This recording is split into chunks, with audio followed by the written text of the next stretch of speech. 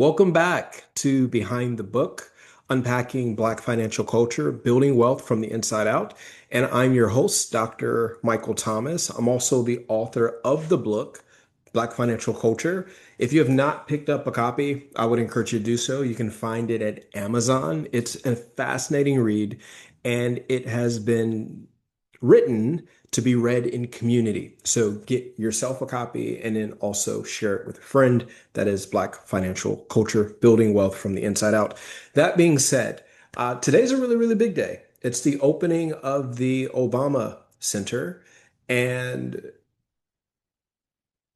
there's so much context associated with Barack Obama's presidency leading up to it, during it, and after it that has a lot of weight and depth.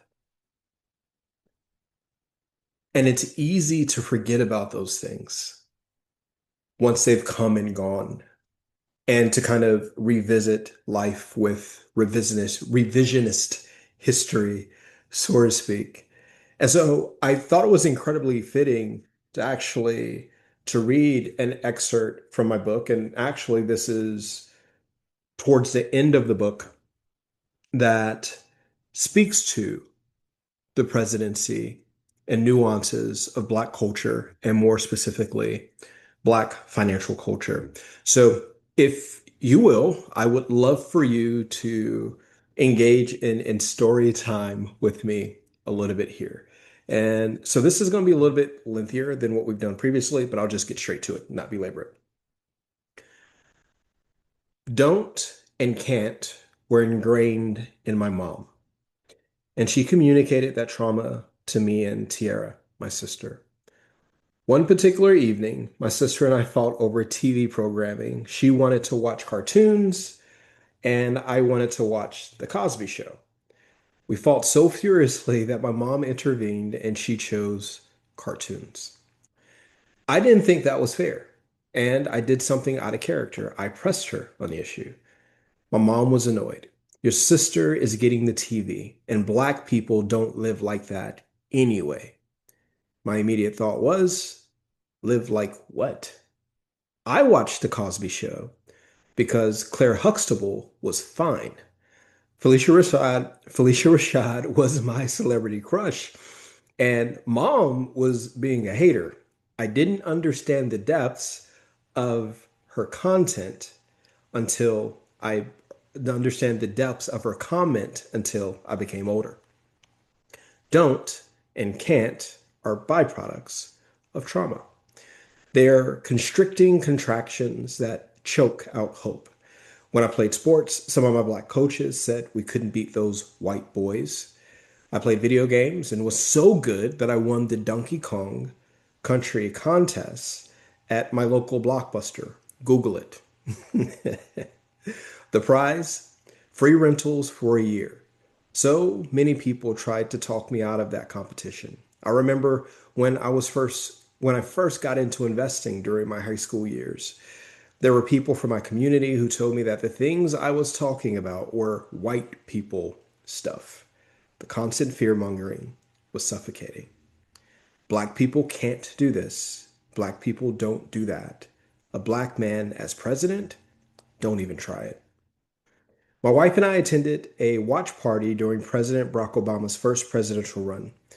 I walked through the door and past some old heads. They judged me off the bat and treated me like I wasn't Black enough. Look, I'm from Gary, Indiana.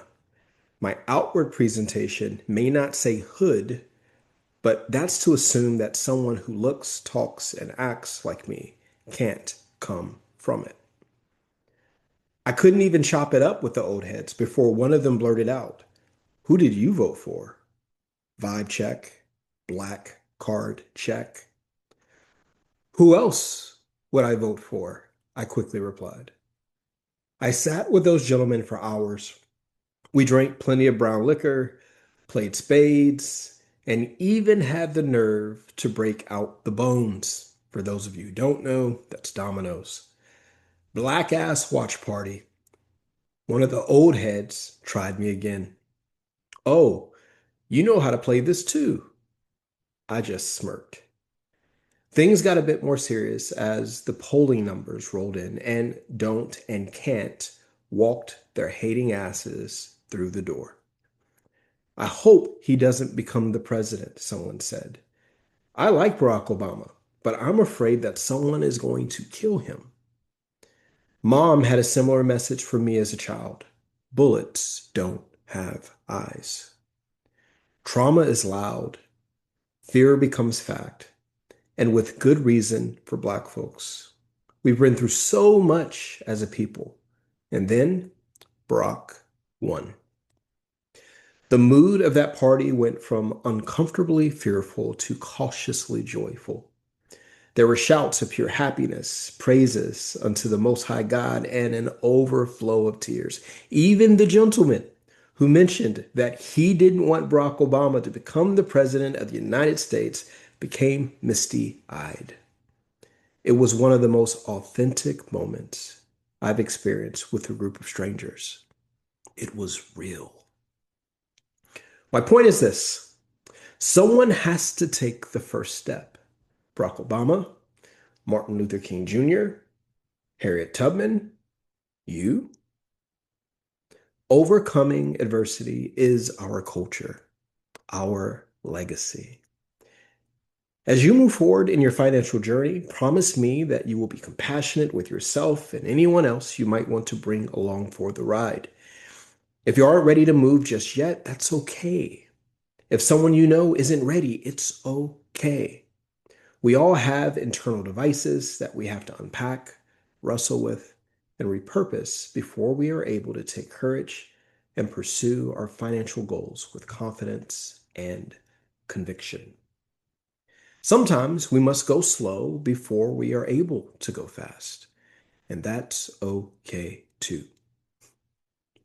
That's why I've spent so much time speaking about wealth creation as a process that works from the inside out and not the other way around. We are at the nexus of all possibilities, a place where we can experience the fullness of Black financial culture and Blackness overall. We just need to put down judgment, shame, and guilt and pick up empathy, grace, and compassion. Someone has to take the first step. Faith is taking the first step. Even when you don't see the whole staircase, Dr. King said. Are you ready to be the example for yourself and your family on what it means to go all in? Will you be the catalyst who transforms Black financial culture for you and yours? Yes, you can.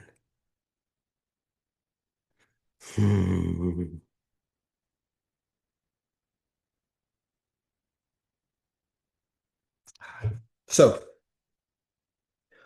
I'm going to leave that there. I think I've said enough. And as always, when I sign off, you have more power than you think. Own it. And congratulations to the Obama family for the amazing work that so many volunteers put into the Obama Center